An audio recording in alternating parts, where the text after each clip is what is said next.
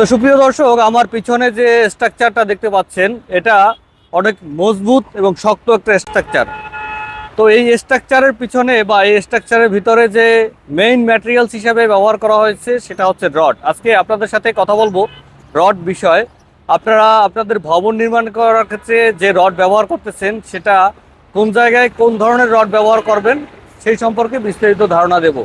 আপনারা রড কেনার সময় দেখতে পাচ্ছেন রডের গায়ে লেখা আছে 300 ডব্লিউ, 400 ডব্লিউ, 500 ডব্লিউ। মূলত এই যে মানটা দেওয়া, এইটার কারণটা কি? ব্রিক চিপ ব্যবহার করেন 300 ডব্লিউ অথবা 40 গ্রেডের রড ব্যবহার করবেন। আর যদি আপনি পাথরের কুচি ব্যবহার করেন বা পাথরের এগ্রিগেট ব্যবহার করেন সেক্ষেত্রে অবশ্যই 60 গ্রেড অথবা 400 ডব্লিউ, 500 ডব্লিউ এই রডটা ব্যবহার করবেন। এরপরে আসি, আপনারা যখন রডটা মজুত করেন দোকান থেকে কিনে এনেই তো আপনি ভবনের কাজের ক্ষেত্রে ব্যবহার করেন না, সেক্ষেত্রে দেখা যায় যে 1 সপ্তাহ থাকে বা 2 সপ্তাহ আপনার ঘরে থাকে।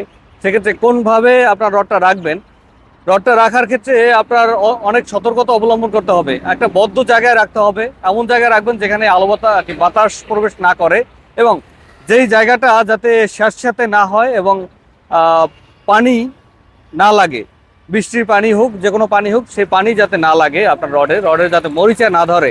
তো এভাবে করেই মজুত করে আপনার রডটা ব্যবহার করবেন।